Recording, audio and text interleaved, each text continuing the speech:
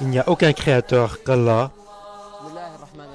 Au nom de la miséricordieux, le tout miséricordieux, nos chers téléspectateurs, que la paix d'Allah soit sur vous et bienvenue de nouveau avec nous dans le programme Pèlerin en bonne santé, dans une couverture spéciale de la chaîne Iqra pour la saison de pèlerinage de cette année de 1435 Hégire. Donc, je souhaite la bienvenue à notre invité, le professeur des maladies pulmonaires et aussi le chef de département des maladies pulmonaires, le professeur. Donc, nos chers téléspectateurs, vous pouvez poser vos questions avec les numéros qui apparaissent à l'écran ou bien à travers Facebook ou bien sur le site de la chaîne Iqra qui apparaît sur l'écran. Donc, le professeur, vous et mon collègue Ihab, vous avez fini en parlant dans un sujet, peut-être que vous n'avez pas eu le temps suffisant pour parler des crises cardiaques. Et c'est peut-être ça le cauchemar qui effraie tout le monde. Et bien, ça peut être aussi des maladies psychosomatiques. Donc, laissez-nous diviser le problème en petites sections pour chercher à l'analyser de façon plus précise. Donc, au nom de la miséricordieux, le très miséricordieux, donc la crise cardiaque qui peut arriver durant le pèlerinage peut se résumer en 3 sections. Donc, premièrement, s'il y a un déséquilibre dans les battements du corps, s'il y a un manque de circulation de sang, et troisièmement, s'il y a une pression qui empêche le corps d'accomplir ses fonctions.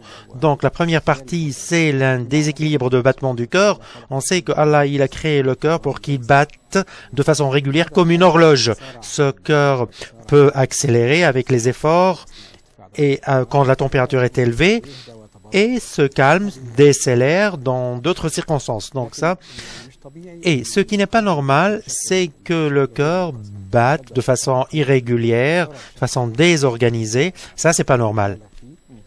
Ou bien l'excès dans l'accélération, ou bien quand il bat lentement, l'excès dans cette lenteur aussi, c'est pas normal. Donc si quelqu'un est conscient, mais le cœur n'est pas de façon normale. Donc, si le cœur s'accélère plus qu'il faut, donc la quantité en sang diminue. La quantité en sang qui part du cœur diminue. Et par conséquent, la quantité du sang sortant du cœur mène à un manque d'alimentation pour les organes tels que le cerveau. Donc ici, le patient commence à sentir un vomissement, il peut pas se concentrer, donc il perd un peu conscience et il commence à avoir une diminution de pression. Donc, si le corps aussi n'est pas irrégulier, par exemple s'il bat irrégulièrement, le cœur commence à battre de façon aléatoire et ça amène à une diminution du sang sortant du cœur en chaque minute et qui se fait distribuer sur tous les organes du corps. Et parmi ces organes, c'est le cerveau. Donc le cerveau commence à se plaindre et souffre d'un manque d'alimentation, d'un manque d'oxygène, d'un manque de sucre. Et ici, le patient commence à sentir le vomissement, commence à sentir. Donc il y a aussi des battements très accélérés. Il y a aussi des battements non organisés, de façon irrégulière. Ça peut arriver lors de la pratique des rites sacrés. Donc, ou bien oublier de prendre des médicaments, ou bien pas dans l'horaire de ces médicaments. Il y a aussi un autre problème, c'est que le corps peut se ralentir dans ses battements et un excès dans cette lenteur peut mener à un manque du sang sortant du cœur, donc du côté gauche vers les organes du corps, les différents organes du corps, et qui mène à un sentiment de fatigue, un sentiment de nausée et de ne pas pouvoir se concentrer. Donc tous ces problèmes, en son ensemble, mènent à un manque du sang sortant et donc un manque d'alimentation vers les muscles et le cerveau. Donc on va prendre Hicham d'Arabie Saoudite. Bienvenue Hicham. Salam alaikum. Hicham, si vous me permettez, est-ce que vous pouvez élever la voix, s'il vous plaît? Est-ce que c'est bon comme ça? Salam alaikum, bonne fête. Vous aussi, bonne fête. J'ai une question pour ce qui est des maladies comme l'asthme. Donc, Pour ce qui est de l'asthme, les gens qui sont sensibles à ces maladies, comme les gens qui sont sensibles à l'alimentation, aux cigarettes, pour ce qui est de l'asthme, comment je sais que telle personne est sensible ou une autre personne n'est pas allergique? Comment je peux connaître l'allergie d'une certaine personne? Est-ce que vous avez une autre question? Merci, non? Donc, nous allons revenir à ça, à l'asthme et aux maladies pulmonaires. Donc, mais si on rentre dans ça, par exemple, les battements dont vous citez, des battements qui s'accélèrent, qui décélèrent. Bon, par exemple, les sons, par le poignet, ils commencent à mesurer les battements. Parfois, on peut le mesurer du côté bas, du cou. Est-ce que c'est un facteur indicateur qu'il y a un problème dans le cœur? C'est-à-dire les veines qui sortent de la grande artère du côté gauche du corps et elles se distribuent en plusieurs branches. Donc parmi ces veines, il y a la veine qui circule dans l'épaule, puis qui arrive dans la main, le poignet, et c'est dans le poignet où on commence à mesurer. Donc et là il y a des battements égaux entre les battements du poignet, dans les veines du poignet, et celles du corps. Donc cette sensation, parfois on revient à ces mesures mais parfois le docteur il peut pas sentir les veines dans le poignet. Donc il a recours à une autre mesure, celle qui se trouve dans le cou. Et donc ces crises, docteur, donc j'espère que Allah nous épargne ces maladies. C'est quoi les causes de ces maladies? Comment vous pouvez diagnostiquer? Personne normale, ordinaire, qui fait son pèlerinage, par exemple, comment vous pouvez diagnostiquer un pèlerin ordinaire ou qui n'est pas pèlerin? C'est quoi les causes des crises cardiaques? Donc, si on parle des crises cardiaques de façon générale, donc il y a beaucoup de choses qui peuvent être catégorisées ainsi. Donc il y a diverses raisons, par exemple le raccourcissement dans les veines, ou bien un mélange, ou bien la quantité en sel, ou bien en potassium, les ingrédients. Ça peut mener à un déséquilibre dans les battements du corps. Et il peut y avoir la fatigue, l'anxiété, et donc ou bien la consommation de café, du thé. Donc tout ça peut influencer sur les battements du corps. Et tout cela, ce déséquilibre, il a diverses raisons. Parmi ces raisons, c'est que la personne a un déséquilibre dans son système électrique dans le cœur. Et ce déséquilibre peut se faire soigner, peut guérir de cela et peut revenir dans l'état normal. On veut aussi revenir à vous pour d'autres raisons, tels que les battements du corps, ou bien la peine, ou bien la douleur qui est de façon générale. Par exemple, quand on est dans ces journées qui viennent après le Eid, donc les gens mangent la viande, consomment la viande, consomment après l'Aïd. Donc, parfois, le ventre se reflète, des douleurs dans le ventre se reflètent dans des douleurs dans le cœur.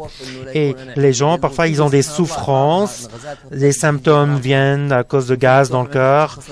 Et vous pouvez diagnostiquer ça de façon plus précise. Comment moi je peux faire la différence entre, par exemple, ça, c'est une douleur qui vient de l'estomac ou bien du cœur. Donc ça nous mène au deuxième ensemble des problèmes de santé qui peuvent arriver durant la pratique des rites sacrés. Donc, c'est des symptômes, des problèmes qui sont issus des veines. Donc cette souffrance qui est derrière le muscle qui est dans le cœur, comme une brûlure, un sentiment de brûlure, bien quelque chose de lourd sur la poitrine, et ça va arriver à l'épaule gauche et qui va se prolonger vers le bras gauche. Et quand cette douleur arrive et cette prolongation, cette propagation de la douleur, donc ça va pousser vers un effort plus augmenté. Et ça augmente la douleur. Donc, c'est à cause d'une souffrance, d'un manque d'oxygène, d'un manque de sang circulant. Et donc, ça a besoin d'une alimentation en oxygène, en produits alimentaires pour qu'il fonctionne correctement. Donc, si ces alimentations diminuent, et nous sommes en train toujours de faire les fonctions, et on sait que le cœur alimente en sang, Donc, exactement, c'est comme vous avez dit, comme si vous marchez longtemps, vous n'êtes pas habitué, et puis vous allez sentir une fatigue, une douleur dans les muscles des pieds. Donc, le cœur commence à souffrir, et cette douleur peut ressembler avec des douleurs qui viennent de l'estomac, par exemple. Et ces douleurs qui viennent de l'estomac, c'est des brûlures dans la même place, derrière le muscle du cœur, et qui a une relation directe avec l'alimentation. Par exemple, quand vous faites un effort ou en repos, celui-là ne disparaît pas si vous arrêtez votre effort. Cette douleur reste. Donc, s'il y a un effort et s'il y a une douleur dans le cœur, il faut que vous arrêtez vous arrêtez votre travail. Donc, parce que si vous travaillez, ça va augmenter, ça va aggraver la situation. Et si vous pratiquez, si vous faites un effort, donc il faut vous reposer pour ne pas aggraver la situation. D'accord. Donc, docteur, pour ce qui est des veines, comme vous avez dit, ces cas que vous avez cités, quelqu'un qui marche, qui fait un effort, mais qui a un manque en oxygène, est-ce que cela peut être résolu sans intervention médicale, par exemple avec des traitements, par exemple des élargissants dans les veines? Ça revient à la façon à laquelle il est bouché, les veines à laquelle les veines sont bouchées. Comment sont-ils? Donc parfois oui, mais s'il est très très serré, s'il est vraiment bouché, s'il ne fait pas passer le sang à cause de résidus dans les veines, donc il y a beaucoup de résidus qui sont dans les veines, qui empêchent la circulation du sang.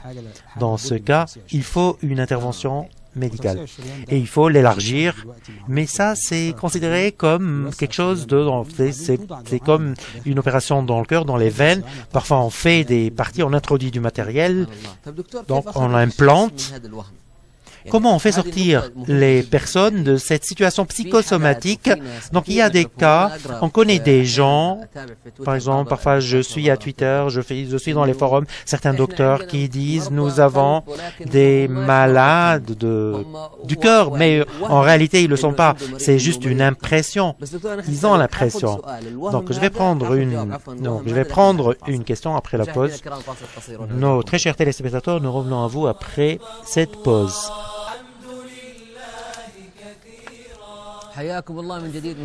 Bienvenue de nouveau nos chers téléspectateurs dans le programme Pèlerins en bonne santé, donc qui vous arrive avec la couverture de Iqra pour le pèlerinage de cette année, et notre invité c'est le professeur Saïd Arabi, un docteur. Donc si vous me permettez, je vais prendre un contact de Turquie puis je vais revenir à vous. Notre frère Mohamed de Turquie, bienvenue, comment allez-vous? Alaykoum salam, à vous la parole Mohamed. J'espère que vous êtes en bonne santé. J'ai une question, cher, qui est importante pour nous, pour vous peut-être aussi. J'ai une sœur de Syrie qui s'est fait violer avant. Elle s'est fait violer plus de 15 fois.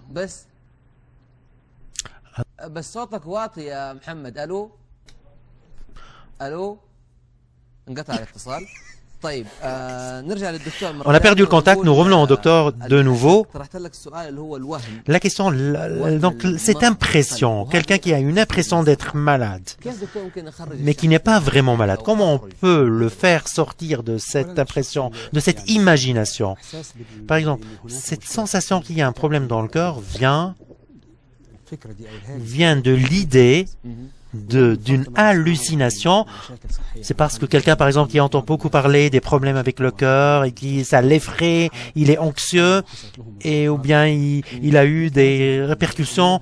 Tout cela va mener à ce que cette personne sente qu'il a la même chose et que cette douleur qu'il a dans sa poitrine peut arriver chez n'importe qui selon les matières qu'il a dans son estomac. Donc on peut difficilement différencier entre la douleur du cœur ou bien les inflammations dans l'estomac ou autre. Donc, ces difficultés pour différencier entre, par exemple, des douleurs de la poitrine, ou bien vomissements, ou bien dans les intestins. Est-ce que la personne doit visiter un docteur? Bien sûr, sans doute, il faut qu'il visite un médecin. Et parfois, c'est difficile, même pour le médecin, de différencier. Il faut qu'il voit l'historique, il faut qu'il fasse une diagnostic, et parfois, il est confus, et il faut qu'il fasse des tests plus détaillés. Et parfois, il faut qu'il fasse un traitement, diagnostiquer le cœur. Donc, pour étudier les symptômes et chercher à discerner sa situation. Donc, il se fait diagnostiquer dans le cœur et les veines. Il peut être, par exemple, précis à 50%, ce diagnostic. Il y a des analyses plus précises que le diagnostic du cœur, parce que la diagnostic du cœur peut être normale, peut aussi indiquer que le cœur a un problème, alors en réalité, il l'a pas. Donc, il peut donner des médicaments pour accélérer les battements du cœur, pour savoir si le cœur souffre de cette accélération de battements. Mais si l'on pense que le cœur, par exemple, est bien alimenté en sang durant sa fonction normale aussi, mais lors d'une activité sportive, le cœur a plus besoin en oxygène durant l'effort sportif. Donc, vous avez dit durant la pause, vous avez lié avec un verset du Coran que un manque de respiration, un problème de respiration pousse la personne à rentrer dans l'hallucination et il a l'impression qu'il est malade. Comment on peut lier ça? Donc, le troisième problème qui peut arriver à un malade du cœur, c'est un manque en fonction du cœur. Quand le cœur ne fonctionne pas correctement, et surtout du côté gauche, il va y avoir des résidus dans les veines et ça va bloquer la veine et cela va mener à un problème respiratoire. Donc, c'est le passage d'un liquide du sang à l'intérieur des poumons, mais en un seul sens. Il ne revient pas.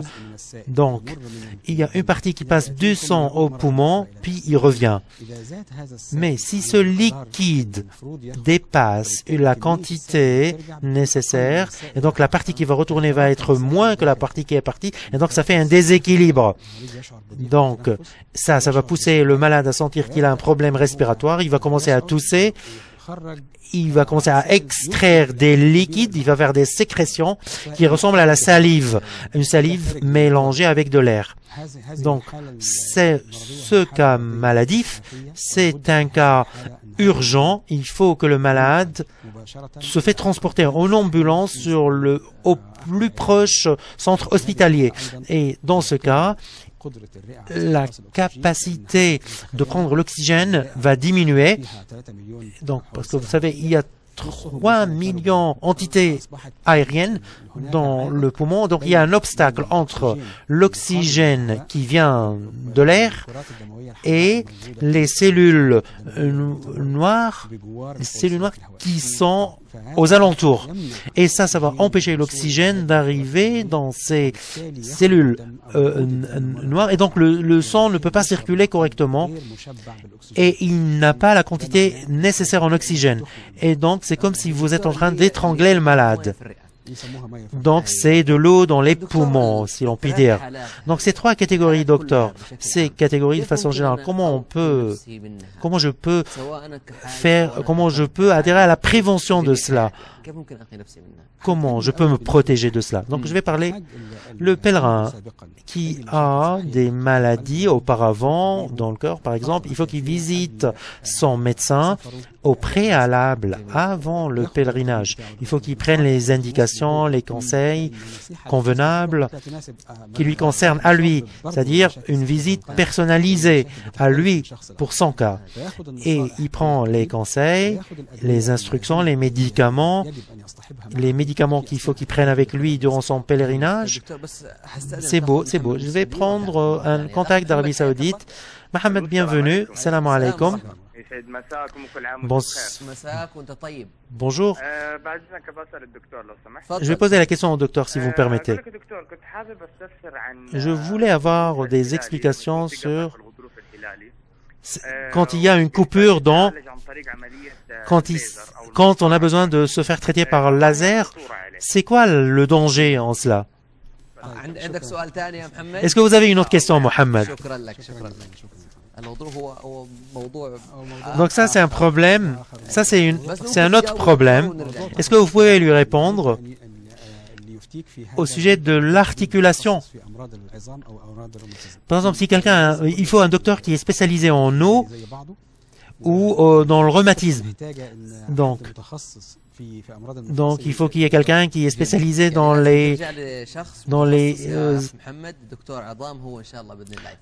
il faut qu'il y ait quelqu'un qui est spécialisé dans les articulations. Donc ça, c'est le premier pas. Il faut qu'il prenne les conseils, il faut qu'il prenne ses médicaments avec lui durant le pèlerinage et il faut qu'il garde toujours sa carte dans sa poche où l'on cite son cas, les médicaments qu'il prend.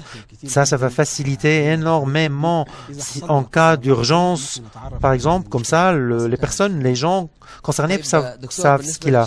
Donc, pour ce qui est de l'autre personne, le non-pèlerin, la personne ordinaire, s'il veut se protéger contre les maladies du cœur, il faut qu'il suive un régime alimentaire connu, il faut qu'il ne consomme pas. Donc, il faut garder son poids, et il faut qu'il évite les matières grasses et il faut de façon régulière. Donc, il faut qu'il fasse du sport de façon régulière qui est convenable vu son âge, vu son état de santé. Donc, quand on est rentré dans le problème de respiration, manque d'oxygène, laissez-nous parler des problèmes pulmonaires, les maladies de la poitrine, parce que c'est une période de rhume, de la toux. Et donc, en parlant de cela, je veux lier entre manque respiratoire et la sensation de la personne qu'il a une impression d'avoir une maladie dans le cœur. Souvent, le malade qui souffre ou qui sent qu'il a un problème dans le cœur, généralement, il a des problèmes respiratoires. Et donc, c'est possiblement des hallucinations. Et il y a un verset dans le Coran qui dit « Celui qui fait du bien pour Allah, Allah va prendre compte, va soigner sa poitrine. » Comme s'il monte dans le ciel où il y a moins de pression en oxygène, et donc l'oxygène, la possibilité à ce que l'oxygène passe de l'air vers l'intérieur diminue, et donc ils vont sentir des problèmes respiratoires, non pas par manque d'oxygène, mais par manque de pression en oxygène.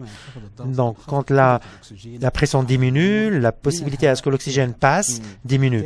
Et ceci va pousser la personne à sentir des problèmes respiratoires.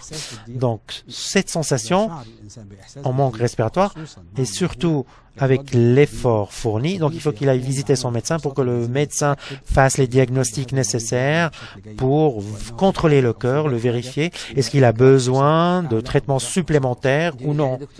Donc, docteur, la personne de façon générale, il faut qu'il garde sa pression, la pression du sang, il faut à son niveau en cholestérol, et aussi son physique en général, il faut qu'il le protège, qu'il le garde.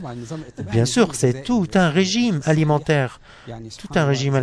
Donc, Allah exalté soit-il, si on suit les indications, si on mange bien, de façon régulière, de façon équilibrée, ça peut nous aider, ça peut éviter beaucoup de maladies. Donc, il y a des régimes, il y a des gens qui suivent des régimes, et donc ça peut leur éviter de prendre des médicaments supplémentaires pour diminuer le niveau en cholestérol. Donc, on a un hadith qui parle de ça au sujet de notre alimentation. Le tiers, par exemple, au nerf et en alimentation. Donc, s'il faut le tiers pour l'alimentation, le tiers pour la boisson et le tiers en air. Donc, docteur, maintenant, si on lit entre les maladies respiratoires. Donc, je vais parler des problèmes liés à la poitrine, comme l'asthme. Surtout en ce moment, cela se fait répandre. Il y a la toux, il y a les problèmes respiratoires de poitrine. Comment on distingue entre cela? Donc les problèmes pulmonaires, dans poitrine, donc ça peut arriver aux pèlerins durant ces rites sacrés. Et l'un de ces problèmes, comme a dit par exemple l'asthme, l'augmentation ou les problèmes respiratoires à cause de l'asthme ou les inflammations respiratoires, que ce soit dans l'appareil respiratoire supérieur ou bien dans les glandes nasales ou autres, ou bien dans le système respiratoire au complet ou au pulmonaire. Donc, je vais prendre avec moi, il y a un contact. Qui est avec moi? Mohamed d'Arabie Saoudite, Turquie d'Arabie Saoudite. Assalamu alaikum. Bonjour à vous et à votre invité le docteur. Bonne fête. Moi, je veux vous féliciter, si vous me permettez. Toutes mes félicitations à son Altesse Royale et à son Altesse Royale le Prince. Les efforts qui ont été fournis, que ce soit du ministère de la Santé ou bien les services de l'ordre, donc je suis vraiment impressionné. C'est vraiment énorme. Donc je me sens honoré. Bon, tous les services ont été rendus sur le plan sécurité, santé, tous les secteurs. Et on est habitué à cela, Turquie, on est habitué à cela. Donc, vos félicitations sont arrivées. Donc, notre gouvernement fait toujours ainsi. Et il faut, c'est un devoir, et on les remercie pour cela. Ils l'ont fait parfaitement. Et en plus de ça, il y a des jeunes qui viennent de l'extérieur, qui coopèrent avec nous, qui sacrifient tout pour le service des pèlerins. Donc, nous revenons à vous après la pause. Nos chers téléspectateurs, nous revenons à vous. Bon, Allah est le plus grand. Louange à Allah. Bienvenue de nouveau, nos chers téléspectateurs, dans le programme Pèlerin en bonne santé avec le docteur, notre invité, M. Arabi. Donc, nous sommes arrêtés avant la pause en parlant de l'asthme et le problème respiratoire, pulmonaire. Donc, nous sommes arrivés avec Hicham, qui nous a contacté. Il a parlé comment l'asthmatique, comment il est allergique au bakour, aux cigarettes, à la fumée en général. Donc, c'est quoi l'asthme? L'asthme, c'est une expression exagérée chez les gens qui ont ces maladies à travers les matières qui influent. Et donc ça va mener à un manque dans ces circulations en air et un manque dans son système respiratoire, dans les circulations, de l'atmosphère, de l'environnement qui l'entoure, jusqu'à son système respiratoire. Et un manque de circulation va donner l'impression qu'il a des problèmes respiratoires. Parce que l'air qui rentre n'est pas suffisant et l'air qui sort prend plus de temps qu'il faut. Et parce que le passage est étroit. Et ce problème, c'est un problème. L'asthme, c'est pas une seule maladie. L'asthme, c'est diverses maladies. Donc, l'une de ces maladies, c'est la maladie qui vient d'une sensibilité de protéines, d'allergie de certaines matières, et ces matières sont en lien avec des plantes, d'animaux ou même des insectes. Donc, s'il y a certaines personnes qui ont cette sensibilité, qui ont cette allergie avec des protéines qui sortent d'insectes. Par exemple, si les insectes, par exemple, sont proches de lui, ils ont ce problème respiratoire. Il y a des gens aussi qui sont allergiques à certaines plantes, par exemple des fleurs au printemps, et il y a d'autres personnes qui sont allergiques à des produits animaux comme des chats ou autres. Donc, même les animaux domestiques à la maison ou les oiseaux.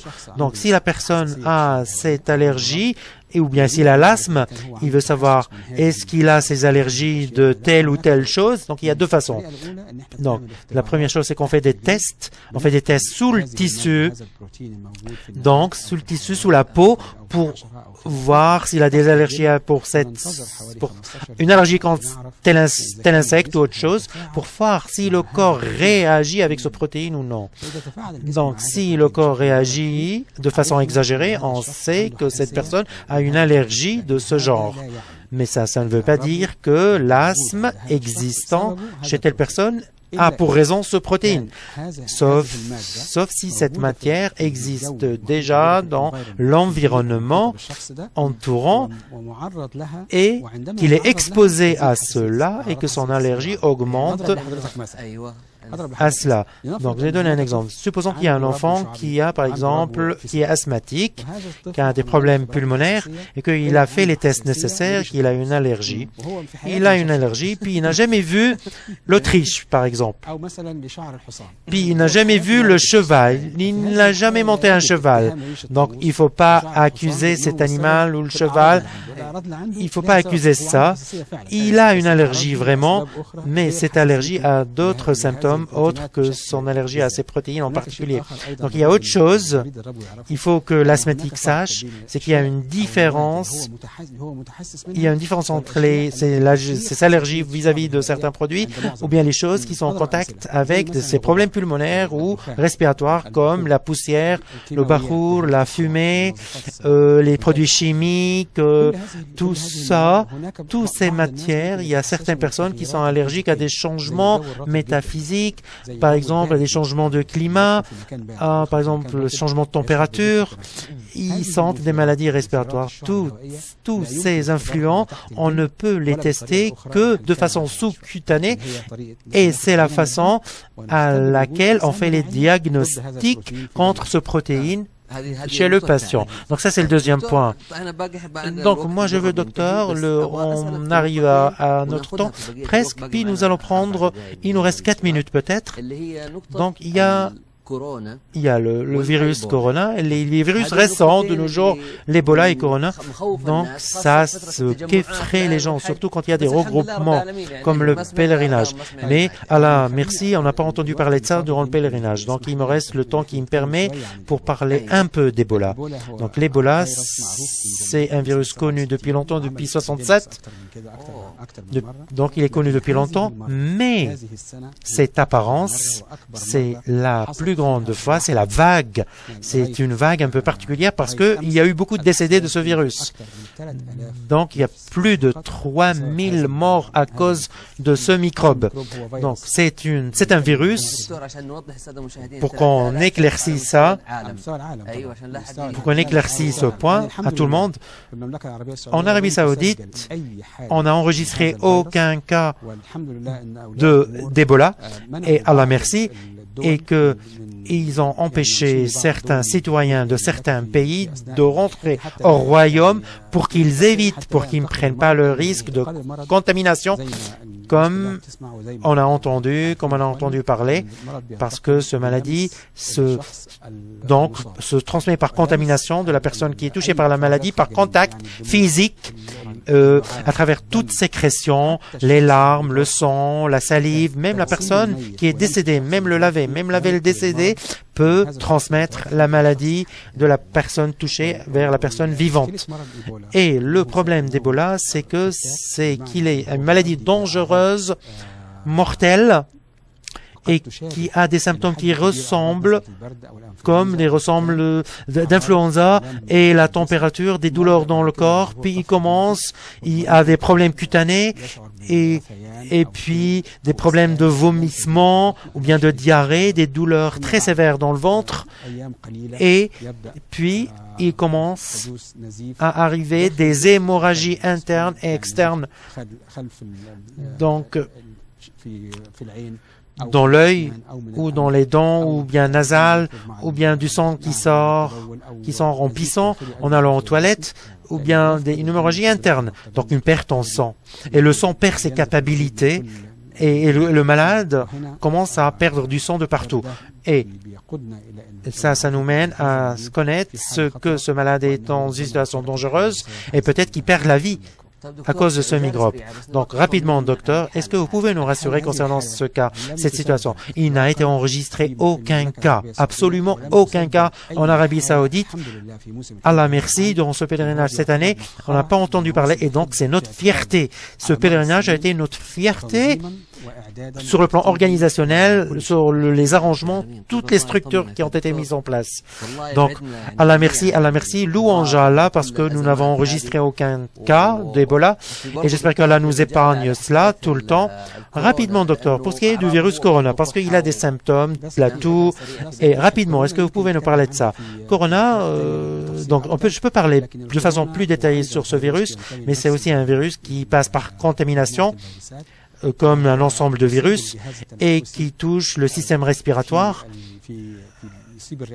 Il touche les deux poumons, pousse à des inflammations pulmonaires et ces inflammations s'en suivent avec des problèmes de santé aggravés, surtout chez les gens qui ont déjà des maladies cardiaques ou des maladies dans la poitrine ou par exemple qu'ils ont des problèmes dans la cage thoracique ou aussi sur les femmes enceintes qui sont exposées à de tels problèmes plus que d'autres personnes. Et ça mène à une diminution de niveau en oxygène et il faut envoyer le malade au centre hospitalier le plus proche. On vous remercie énormément. On vous remercie beaucoup pour ces informations, pour ces richesses. C'est une banque d'informations que vous nous avez offert. Merci beaucoup. Merci beaucoup, docteur. Nous avons fini avec vous. Nous terminons le programme Pèlerin en bonne santé. Nous vous remercions énormément. Instant au jour le jour, instant par instant. Merci beaucoup. Allah